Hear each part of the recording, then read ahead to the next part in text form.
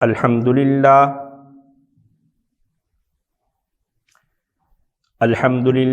نحمده ونستعینه ونستغفره ونؤمن به ونتوکل علیہ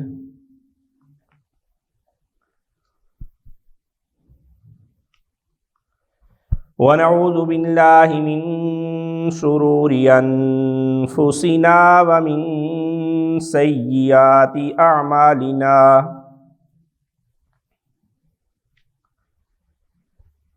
من يهده الله فلا مضل له ومن يضلله فلا هادي له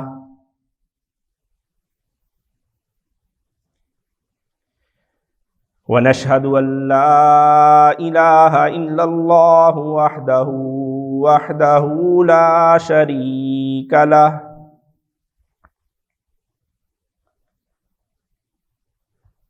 ونشهد أن سيدنا وسندنا ومولانا محمدا عبده ورسوله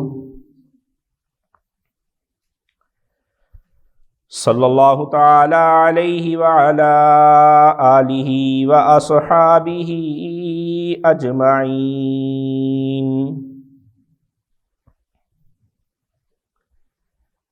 اما بعد فاعوذ باللہ من الشیطان الرجیم بسم اللہ الرحمن الرحیم یا ایہا الذین آمنوا اتقوا اللہ وقولوا قولا سدیدا وقال اللہ تبارک وتعالی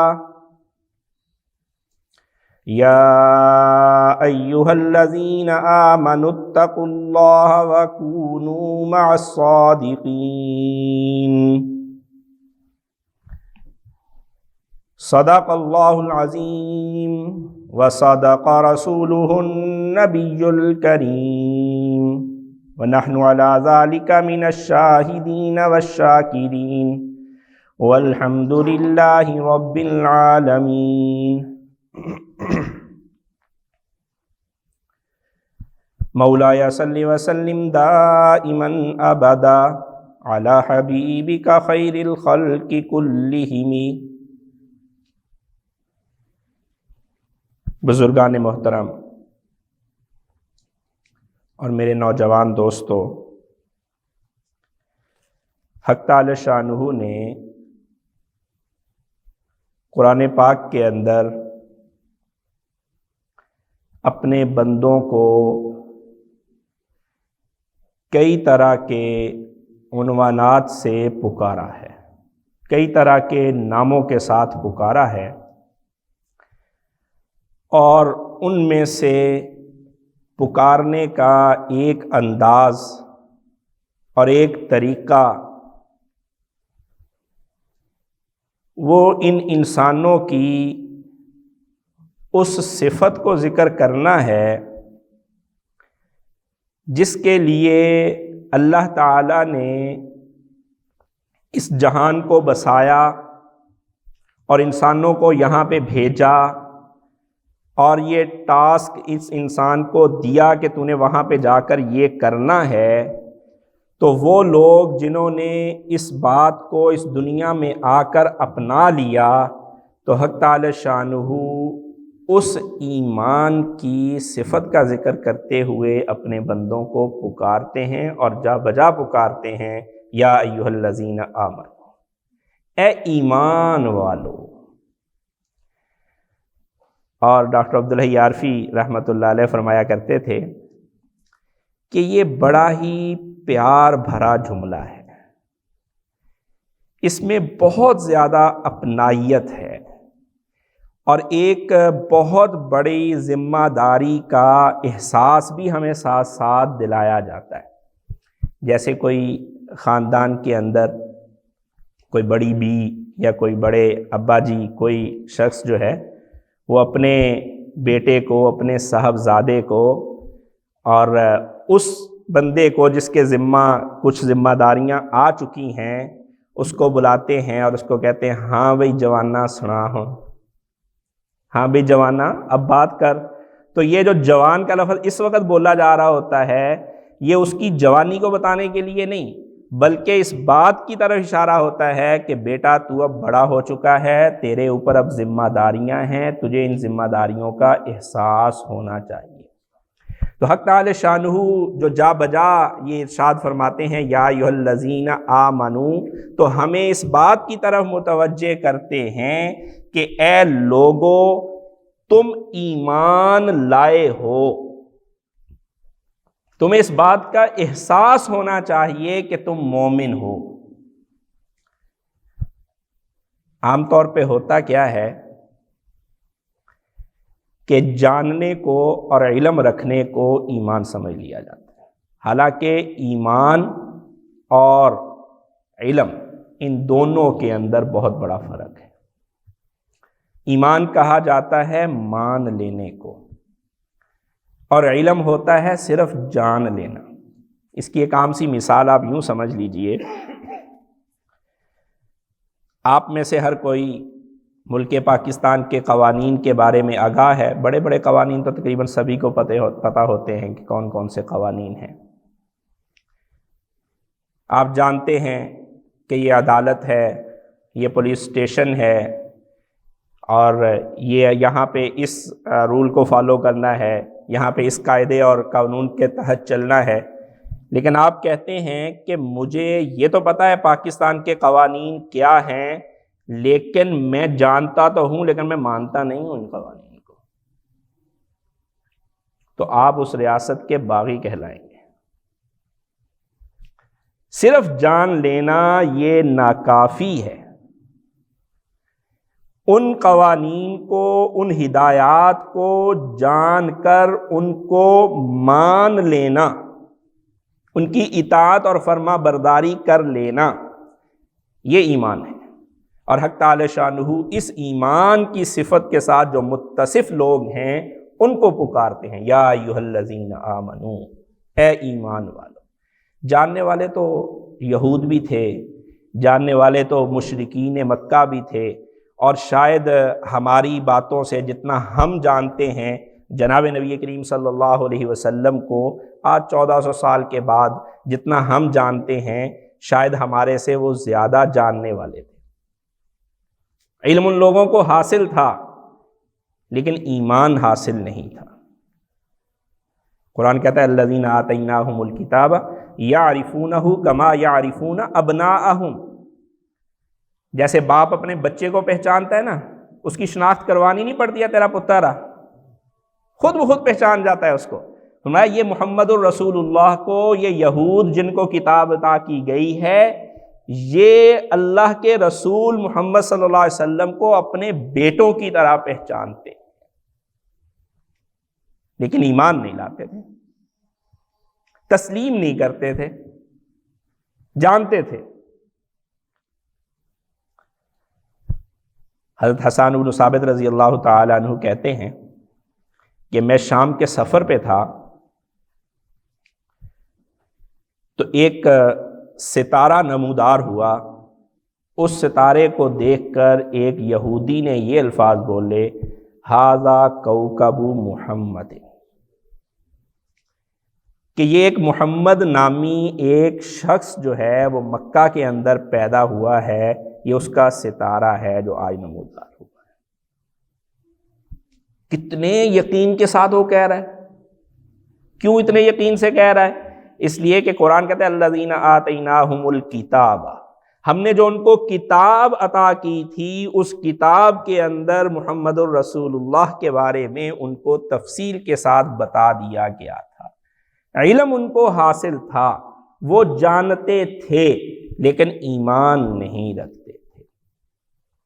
نبی علیہ الصلوۃ والسلام کی مرضعہ ہیں رسول اللہ صلی اللہ علیہ وسلم کی رضائی والدہ، حضور صلی اللہ علیہ وسلم ان کی گود میں تھے، تو وہ ایک جگہ پہ ایک یہودی اپنی کچھ تعلیمات دے رہا تھا، تو آپ بھی اس مجلس کے اندر چلی گئیں، بیٹھ گئیں جا کے۔ جیسے ہی اس یہودی کی نظر جناب نبی کریم صلی اللہ علیہ وسلم کے چہرہ انور پہ پڑی تو اس نے ان سے پوچھا، نبی صلی اللہ علیہ وسلم کی رضائی والدہ سے، کہ یہ بچہ جو ہے اس کی آنکھیں سرخ ہیں، کیا آشوب چشم ہے؟ کوئی آنکھوں کی بیماری آئی ہوئی ہے اس کو؟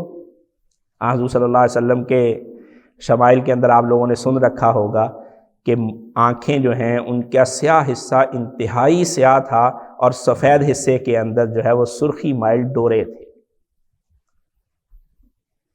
تو وہ کہنے لگی کہ نہیں، اس کی آنکھیں ایسے ہی سرخ رہتی ہیں۔ تو وہ کہتی ہیں اس کی یہ بات سننی تھی کہ وہ جیسے بلی کسی چیز کے اوپر لپکتی ہے چھیننے کے لیے، وہ میری طرف بڑھا اور محمد کو یعنی حضرت کو چھیننے لگا میرے سے۔ میں فوراً سمجھ گئی اور میں نے وہاں سے دوڑ لگا دی اس کو، بچے کو لے کے۔ یہ حق تعالی شانہ کا ایک تکوینی نظام تھا کہ رسول اللہ صلی اللہ علیہ وسلم کی وہاں پہ حفاظت کی جانی تھی اور وہ ان کے قبضے میں نہیں آنا تھا، کیونکہ یہودیوں کا سب سے بڑی تکلیف جو تھی نا، ان تکلیفوں میں سے اپنی جو بادشاہت تھی اور اپنے خاندان کے اندر جو نبوت تھی، سیدنا ابراہیم علیہ السلام کے صاحبزادوں کے اندر انبیاء علیہ السلام کی جو کثرت ہے، وہ حضرت یعقوب علیہ السلام کے بیٹے حضرت حضرت یعقوب علیہ السلام کی اولاد میں سے ہے، اور حضرت اسماعیل علیہ السلام کی اولاد جو ہے ان سے صرف رسول اللہ صلی اللہ علیہ وسلم آئے ہیں۔ تو یہ ان کو ایک اس کی تکلیف تھی کہ ہمارے سے یہ نکلتا ہوا جا رہا ہے، یہ دین کا سردار اور آخری نبی جو بن کے آ رہا ہے وہ حضرت اسماعیل علیہ السلام کی اولاد میں سے ہوگا۔ یہ اب اس بندے کو علم تھا، اس یہودی کو، جس علم کی بنیاد پہ وہ رسول اللہ صلی اللہ علیہ وسلم کو بچپن کے اندر نقصان پہنچانے کا سوچ رہا تھا۔ لیکن یقین اگر کہیں اس کو، ایمان اگر اس کو ہم کہیں، تو یہ ایمان نہیں تھا کسی بھی صورت کے اندر۔ اور اسی طرح یہ تو وہ لوگ ہیں جنہوں نے اپنی کتابوں کو پڑھا تھا، الذین آتیناہم الکتاب، اور وہ لوگ جو مشرک تھے جن کے اوپر کوئی آسمانی کتاب نازل نہیں آئی تھی، وہ رسول اللہ صلی اللہ علیہ وسلم کی جو زندگی تھی اس زندگی کو دیکھ کر آپ پر یقین رکھتے تھے، لیکن کس درجے کا یقین تھا؟ وہ علم کی حد تک کا یقین تھا، ماننے کی حد تک کا یقین وہ بھی نہیں تھا۔ امیہ بن خلف بہت بڑا مشرک تھا۔ حضرت سعد بن وقاص رضی اللہ تعالی عنہ مدینہ سے طواف کی غرض سے مکہ آئے، اور ان کا تعلق امیہ سے بہت گہرا تھا۔ امیہ مشرک تھا، حضرت سعد بن وقاص رضی اللہ تعالیٰ عنہ نبی علیہ السلام کی مدینہ ہجرت سے پہلے بھی ان کا امیہ کے ساتھ تعلق تھا، اور جب تجارتی قافلے جایا کرتے تھے مدینہ سے گزر کے جانا پڑتا تھا ان کو شام، یہی راستہ تھا مکہ والوں کے لیے، تو یہ ان کا لین دین اور ان کا جو ہے ان کے ساتھ تعلق کافی گہرا تھا۔ حضرت سعد بن وقاص جب بھی آیا کرتے تھے تو امیہ کے مہمان بنا کرتے تھے، امیہ جب مدینہ جایا کرتا تھا تو یہ حضرت سعد بن وقاص رضی اللہ عنہ کا مہمان بنا کرتا تھا۔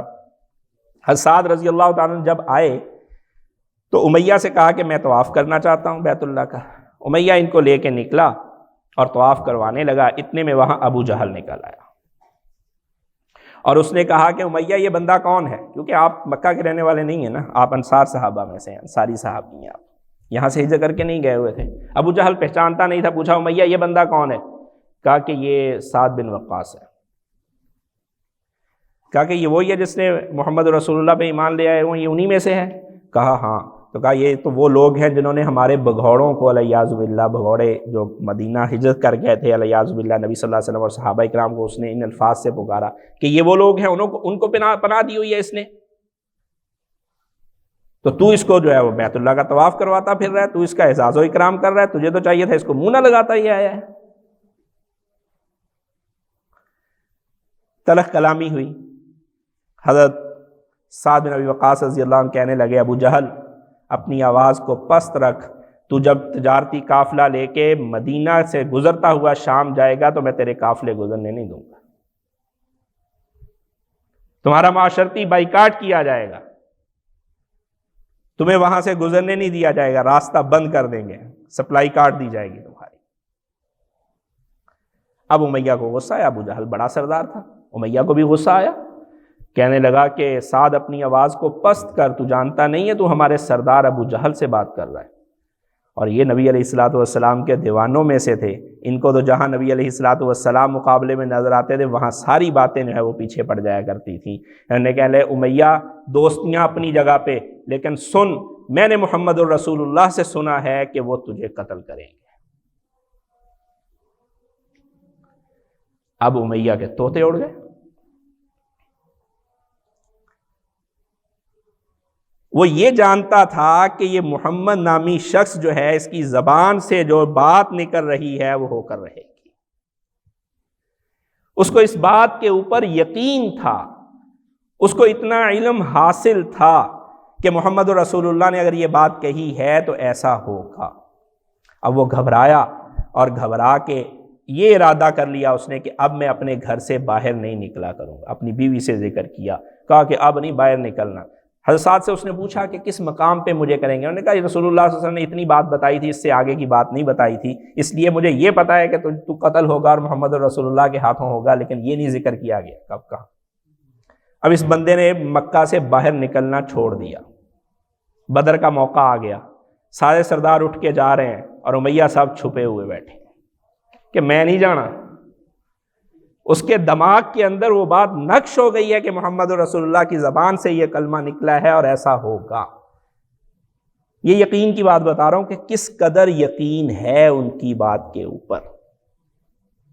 لان تان کیا، ابو جہل نے بھی کیا، ابو سفیان نے بھی کیا، ابھی تک مسلمان نہیں ہوئے تھے ابو سفیان بھی، سب نے لان تان کیا، وہ بھائی تو نہیں نکل رہا تو باقی کیا کریں گے۔ خیر چلا کرتے کرتے کہ ادھر سے مڑاؤں گا، ادھر سے مڑاؤں گا، ادھر سے مڑاؤں گا، لیکن محمد رسول اللہ کی زبان سے نکلا ہوا کلمہ تھا، بدر میں جانا تھا، اور حضور صلی اللہ علیہ وسلم کا وہ ایک برچھی جو ہے وہ گردن کے ساتھ سے خراش دیتے ہوئے گزرنی تھی، اسی سے انتقال ہو گیا، اسی سے مارا گیا۔ تو یہودی ہوں، عیسائی ہوں، مشرکین ہوں جن کے پاس کتابیں آئیں یا کتابیں نہیں آئیں، یہ سارے کے سارے لوگ رسول اللہ صلی اللہ علیہ وسلم کی زبان مبارک سے نکلے ہوئے کلمے کے اوپر یقین رکھتے تھے، لیکن ان کا یقین ان کو اطاعت اور فرما برداری تک لے کر نہیں جاتا تھا۔ اور ایسا ایمان اور ایسا یقین اور ایسا علم جو انسان کو اتباع اور پیروی اور عمل کے اوپر نہ ابھارے، وہ علم اور وہ ایمان اور وہ یقین ناقص ہے، وہ کام کا نہیں۔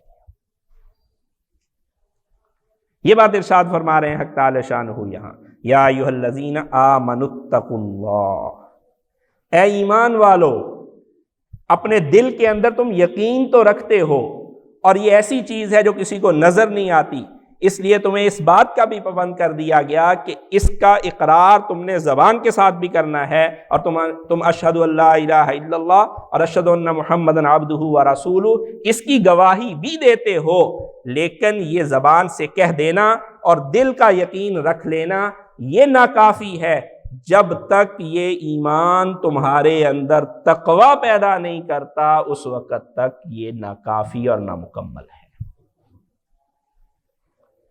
یا ایھا الذین آمنوا اتقوا اللہ، اے ایمان والو اللہ سے ڈرو، تقوی اختیار کرو۔ تقوی کیا چیز ہے جس کے اختیار کرنے کا حکم دیا گیا؟ عموماً جو عام ایک تاثر ہے وہ تقوی کا یہ تاثر ہے کہ نیکیاں اختیار کر لینا، زیادہ نمازیں پڑھ لینا، زیادہ روزے رکھ لینا، زیادہ صدقات خیرات کر لینا، حج کر لینا، یہ تقوی ہے۔ اور ایسے شخص کو ہی ہماری زبان کے اندر متقی سمجھا جاتا ہے کہ جس کو دیکھا وہ بڑے وقت پہ مسجد میں آتا ہے، بیٹھتا ہے، لمبی نوافل پڑھتا ہے، ذکر اذکار میں لگا، وہ بڑا بندہ متقی، بڑا ہی ہو بندہ۔ اور اس کے معاملات کیا ہیں، اس کی معاشرت کیا ہے، اس کے اخلاق کیا ہیں، اس کی طرف دیکھا ہی نہیں جاتا۔ حالانکہ تقوی جو ہے وہ عبادات کے کرنے کا نام نہیں ہے، تقوی اللہ کے ڈر اور خوف کا نام ہے، جو انسان کو اس کے فرائض پورا کرنے کے اوپر بھی ابھارتا ہے جو عبادات کی شکل میں ہیں، اور اس کو گناہوں سے روکنے کے اوپر بھی مجبور کرتا ہے کہ تو نے اللہ کی نافرمانی نہیں کرنی۔ یہ تقویٰ ہے۔ سیدنا عمر رضی اللہ تعالیٰ عنہ نے حضرت ابی بن کعب رضی اللہ تعالیٰ عنہ سے پوچھا تھا کہ اے ابی، تقویٰ کیا ہے؟ کیا کہ امیر المومنین آپ کبھی کسی خاردار جھاڑیوں کے پاس سے گزرے ہیں؟ کہا ہاں گزرا ہوں۔ کہا کیسے گزرا جاتا ہے؟ کہا میں اپنے آپ کو سمیٹ کے اپنے کپڑوں کو کہ کسی جھاڑی کے اندر، کسی کانٹے دار شاخ کے اندر پھنس کے میرا کپڑا پھٹ نہ جائے۔ فرمایا یہی تو تقویٰ ہے کہ اس دنیا کی مصیبتوں کے اندر اور معاصی کے اندر رہتے ہوئے اپنے آپ کو بچاتے بچاتے بچاتے یہاں سے لے کے وہاں روانہ ہو جانا، فرمایا یہی تقویٰ ہے، یہ تقویٰ ہے۔ اس کا ہمارے سے مطالبہ کیا جا رہا ہے، یا ایھا الذین آمنوا اتقوا اللہ، کہ اے ایمان والو جس بات کا دل میں یقین رکھتے ہو، زبان سے جس کا اقرار کرتے ہو، عملاً تمہاری زندگیوں میں وہ چیز آ جانی چاہیے۔ اب ایک بندہ علم رکھنے کے بعد بغاوت تو نہیں کرتا، اس کو یہ تو پتہ ہے پاکستان کا قانون کیا ہے اور اس قانون کے باغی ہونے کا اعلان بھی نہیں کرتا، لیکن پھر بھی اس سے غلطی ہو جاتی ہے، تو اس کے لیے معافی کی صورتیں موجود ہیں۔ وہ معافی مانگتا ہے، اس کو معاف کر دیا جاتا ہے، اس کا کیس لگتا ہے، کیس لگنے کے بعد اس کا فیصلہ سنا دیا جاتا ہے، کچھ تھوڑی بہت سزا ہو جاتی ہے یا سزا نہیں ہوتی تو اس کو معاف کر دیا۔ لیکن جو باغی ہے اس کے ساتھ کیا سلوک کیا جاتا ہے؟ اس کو لٹکا دیا جاتا ہے۔ تو اس علم کے اوپر ہم بغاوت تو نہیں کر رہے، الحمدللہ ثم الحمدللہ، اس پہ اللہ کا شکر ادا کرنا چاہیے کہ ہم اپنے دلوں میں ایمان رکھتے ہیں، ہم الحمدللہ باغی تو نہیں ہیں، لیکن اس کے باوجود ہماری زندگیوں کے اندر بہت ساری غلطیاں ہیں، کمزوریاں ہیں۔ ان کمزوریوں اور ان غلطیوں سے وقتاً فوقتاً توبہ کرتے رہنا چاہیے، اپنا معاملہ اپنے اللہ کے ساتھ صاف کرتے رہنا چاہیے کہ اے اللہ یہاں پہ غلطی ہوئی، آئندہ نہیں ہوگی، اس کا پکا تہیہ کر کے یہ کر لینا چاہیے۔ قرآن پاک کی آیت مکمل ہو رہی ہے، یا ایھا الذین آمنوا اتقوا اللہ وکونوا مع الصادقین۔ پہلے اللہ تعالیٰ نے ایک حکم دیا ہے اور اگلے جملے کے اندر اللہ رب العزت نے اس کے حصول کا طریقہ بتایا ہے کہ اے میرے بندو زیادہ گھبرانے کی ضرورت نہیں ہے۔ یہ تو بتا دیا استاد صاحب نے کہ بھئی صبح سارے دوست جو ہیں قرآن پاک کا ترجمہ شروع کرنا ہے، ایک ایک اپنا قرآن پاک لے آئیں، اور وہ بیاض والا قرآن چاہیے، شاید آپ نے نہیں سنا ہوگا، اس کے آیات لکھی ہوتی ہیں اور اس کے بعد ایک لائن چھوڑی ہوتی ہے خالی، تاکہ وہاں پہ ترجمہ یا کچھ جو بھی استاد صاحب بتا رہے ہیں اس کو لکھ لیا جائے۔ اب یہ آپ نے پہلی بار سنا کہ بیاض والا قرآن کیا ہے، تو آپ نے پوچھا استاد صاحب کتھوں لبو؟ اللہ تعالیٰ نے کہا یا ایھا الذین آمنوا اتقوا اللہ، اے ایمان والو تقوی اختیار کرو۔ اللہ پاک جی تقوی کہاں سے ملے گا، کیسے آئے گا ہمارے قلوب کے اندر یہ تقوی؟ ایمان تو ہم لے آئے، لا الہ الا اللہ محمد الرسول اللہ تو ہم نے پڑھ لیا، یہ تقوی ہمارے دلوں کے اندر کیسے پیدا ہوگا؟ وہ کون سی دکان ہے، وہ کون سی کان ہے، وہ کون سی مارکیٹ ہے جہاں سے ہمیں یہ چیز میسر آئے گی؟ قرآن کہتا ہے کونوا مع الصادقین، سچے اور نیک لوگوں کے ساتھ ہو جاؤ، ان کے پاس بیٹھا کرو، یہ صحبت تمہیں متقی بنا دے، یہ صحبت تمہیں متقی بنا دے گی۔ صحبت کے بہت اثرات ہوتے ہیں، یہ بہت ضروری چیز ہے نیکی کو اختیار کرنے کے لیے، تقوی کو اختیار کرنے کے لیے، یہ انتہائی ضروری چیز ہے کہ اچھا آج ایک بات جو عموماً کی جاتی ہے، وہ بہت سارے دوست کہتے ہیں او جی ہون کے تھے بزرگ لب دے جی، اولیاء اللہ تو ہے ہی نہیں جی ہون تے۔ قرآن پاک قیامت تک کے لیے، سارے لوگوں کی ہدایت کے لیے، اور یہ قرآن کا حکم ہے کونوا مع الصادقین۔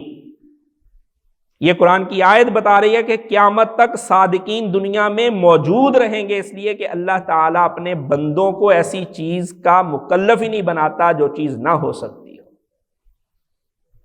اس بات کے اندر اشارہ موجود ہے کہ متقین اور صالح لوگ اور صادقین لوگ جو ہیں وہ ہمیشہ اس دنیا کے اندر موجود رہیں گے۔ لا یکلف اللہ نفسا الا وسعها، انسان جو کر سکتا ہے، اس کی جو طاقت ہے، اس انسان کو اسی کا مکلف بنایا جاتا ہے۔ اور اگر یہاں اس دنیا کے اندر صادقین کا اختتام ہو چکا ہوتا تو اللہ تعالیٰ کبھی بھی یہ بات ارشاد نہ فرماتے کہ ان لوگوں کی جو ہے وہ مجلس کو اختیار کرو، ان کے پاس ان کی صحبت میں جا کے بیٹھا۔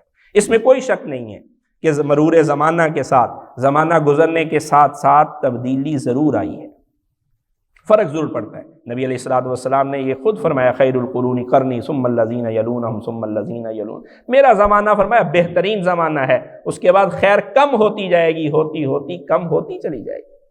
لیکن یہ بھی تو دیکھیے نا کہ محمد الرسول اللہ کی صحبت اختیار کرنے والے صحابہ کرام رضی اللہ اجمعین تھے، اور صحابہ کی صحبت اختیار کرنے والے تابعین تھے، اور میں اور آپ نے جن کی صحبت اختیار کرنی ہے وہ اب صحابہ اور تابعین کے درجے کے نہیں ہیں، تو میں اور آپ جو صحبت اختیار کرنے والے ہیں وہ بھی تو اس درجے کے نہیں ہیں۔ ہمارے لیے اتنی کافی ہو جائے گی۔ اگر آپ کے کمرے کا ٹیمپریچر 16 پہ ہے اور آپ 20 کے اوپر جو ہے اپنے آپ کو کمفرٹ محسوس کر رہے ہیں، آپ وہاں آسانی آپ کو لگ رہی ہے، تو آپ کو 16 سے ہی 20 پہ پہنچانا پڑے گا، اور اگر وہ ڈاؤن ہو کے 10 پہ آ چکا ہوا ہے تو اس کے لیے زور اتنا ہی زیادہ لگے گا، اتنی بڑی مشینری کی پیچھے ضرورت ہے، اور 4 ڈگری بڑھانے کے لیے چھوٹی مشینری کام کر جائے گی۔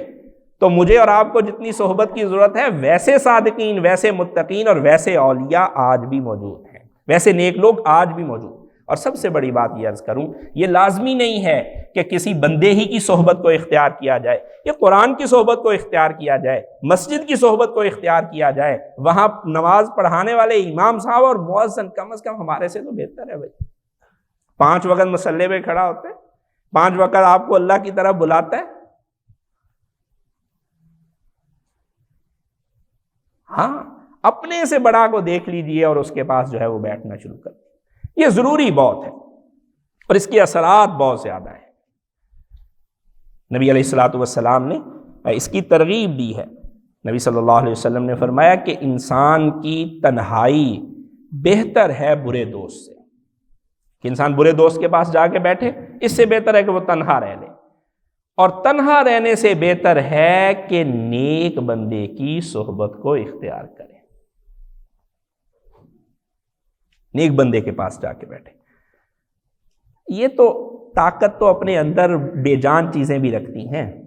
حضرت مفتی زین العابدین صاحب رحمۃ اللہ علیہ، دارالعلوم فیصل آباد کے بانی، آپ حضرات میں سے شاید کسی نے زیارت بھی کی ہو ان کی۔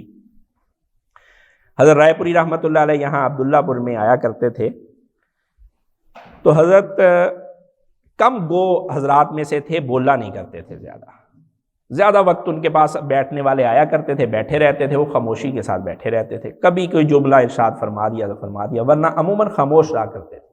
تو مفتی زین العابدین صاحب رحمۃ اللہ علیہ کے ایک دوست تھے، ان کو اپنے ساتھ لیا، وہ زیادہ دین کے ساتھ منسلک نہیں تھے، نماز روزہ اپنا کر لیتے تھے جتنا ہوتا تھا، ان کو ساتھ لیا اور حضرت رائے پوری رحمۃ اللہ علیہ کی مجلس میں آ گئے، وہاں پہ وقت گزارا۔ اب وہ عصر کے بعد ان کی مجلس شروع ہوئی، مغرب کے وقت ختم ہو گیا، اور حضرت نے پوری مجلس میں کوئی جملہ نہیں بولا، حضرت رائے پوری رحمۃ اللہ علیہ وہ اٹھ کے چلے گئے، بعد میں کہنے لگے مفتی صاحب چنگے بزرگوں کو لے گئے ہو، کوئی نصیحت تو کیتی کوئی نہیں، انہوں نے کوئی نیکی کی بات تو انہوں نے بتائی نہیں، کیا فائدہ ہوا وہاں جانے کا۔ حضرت مفتی زین العابدین صاحب رحمۃ اللہ علیہ کو بھی اللہ پاک نے علم دیا تھا اور طریقہ بھی دیا تھا کہ کیسے سکھلانا ہے، کہا اچھا بتائیں گے اس کے بارے میں تمہیں۔ کچھ دیر کے بعد حضرت کا سفر تھا، ٹرین کے اوپر سفر کرنا تھا، حضرت کے ساتھ وہ صاحب بھی ساتھ لیا ان کو، اور یہاں سے چلے، گرمی کا موسم تھا، شدید گرمی تھی، ٹرین جو ہے وہ نان اے سی ٹرین تھی، یہاں سے اب لو چل رہی ہے، اب دوڑتی ہوئی ٹرین جا رہی ہے، گرم ہوا، ڈبہ گرم، برا حال۔ ایک اسٹیشن کے اوپر رکے تو کوئی مریدین جو جاننے والے تھے، حضرت کا نام پورے پاکستان میں نہیں پوری دنیا میں تھا، زین العابدین صاحب کو پوری دنیا کے لوگ جانتے تھے، انہوں نے ایک برف کا بلاک جو ہے وہ اٹھایا اور اس ڈبے کے اندر رکھ دیا۔ اب وہاں سے گاڑی چلی، ہوا لگی، موسم ٹھنڈا ہو گیا ڈبے کا۔ حضرت نے ان کو مخاطب کیا، بھائی صاحب یہ کیا ہوا؟ کہا جی برف آ گئی۔ کہا اگر برف کا قرب جو ہے وہ ہماری تکلیف کو دور کر سکتا ہے، تو بزرگوں کی مجلس اور ان کے پاس بیٹھنا بطریق اولا ہمارے اندر تبدیل۔ لیکن ہم یہ چاہتے ہیں کہ یہ منٹوں سکنٹوں میں یہ کام ہو، یہ منٹوں سکنٹوں میں ہونے والے کام نہیں ہیں۔ کسی کے ہاں بچہ پیدا ہوتا ہے، اب وہ روزانہ انچی ٹیپ پکڑ کے بیٹھ جائے، میرا بچہ کتنا بڑا ہویا، کتنا اونچا ہو گیا، کتنا وزن بڑھ گیا، تو بیوقوفی ہے بھائی۔ ہاں کچھ عرصے کے بعد دیکھیے آپ کو وہ بچہ جوان ہوتا ہوا نظر آئے گا، وہ بڑھتا ہوا آپ کو نظر آئے گا۔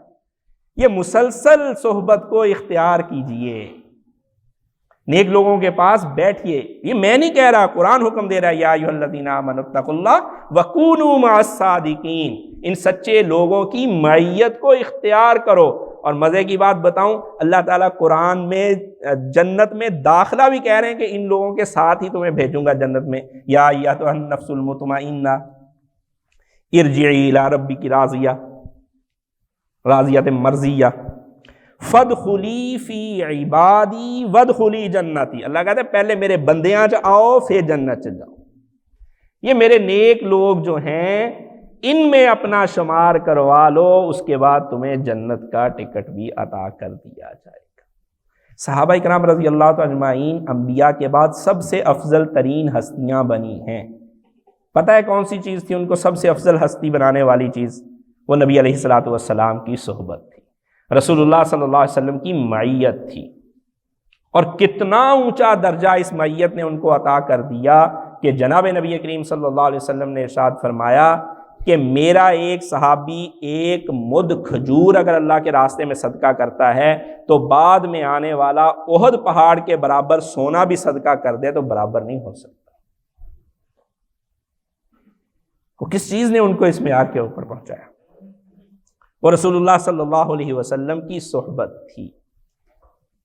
جب یہ صحبت آئے گی اس سے ہمارے قلوب میں تقویٰ آئے گا، جب قلوب میں تقویٰ آئے گا تو پھر ہمارا ایمان مکمل ہو جائے گا۔ اور اسی چیز کا مطالبہ حق تعالی شانہ قرآن پاک میں ارشاد فرما رہے ہیں، یا ایھا الذین آمنوا اتقوا اللہ وکونوا مع الصادقین، کہ اے ایمان والو تقویٰ اختیار کرو اور تقویٰ تمہیں ملے گا سچے اور صادقین اور اللہ کے نیک بندوں کی معیت کے اندر۔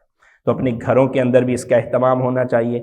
گھروں میں اہتمام ایسے ہو سکتا ہے کہ اللہ والوں کی مجلس میں جائیں، ان سے جو نصائح سنیں اس کا مذاکرہ گھر میں جا کے کر لیا کریں۔ ان کے لیے آپ ہی اللہ والے بن جائیں گے، ان کے لیے آپ ہی جو ہے وہ اولیاء بن جائیں گے، ان کو اسی ذریعے سے جو ہے وہ یہ صحبت نصیب ہو جائے گی۔ اور نبی علیہ الصلوۃ والسلام کی احادیث اور قرآن پاک کی تعلیم، اس کا اہتمام گھر کے اندر ہونا چاہیے۔ بے شک اس کو خود آغاز اس کا کر لیا جائے، لیکن کسی نہ کسی درجے میں یہ ہونا ضروری ہے۔ جب یہ تین چیزیں آئیں گی تو پھر کامیابی ہوگی۔ پہلی چیز ایمان ہے کہ علم کافی نہیں ہے، یقین ہونا چاہیے، اور یقین بھی ایسا جو ہمیں عمل کے اوپر ابھارے، اور پھر تقویٰ کا اختیار کرنا ہے، اور یہ تقویٰ جو ہے نیک لوگوں کی صحبت سے ہمیں میسر آئے گا۔ اللہ رب العزت سے دعا گو ہوں کہ حق تعالی شانہ ہمیں عمل کرنے کی توفیق عطا فرمائیں اور اپنے متقی اور سچے لوگوں میں شامل فرمائیں۔ وآخر دعوانا ان الحمد للہ رب العالمین۔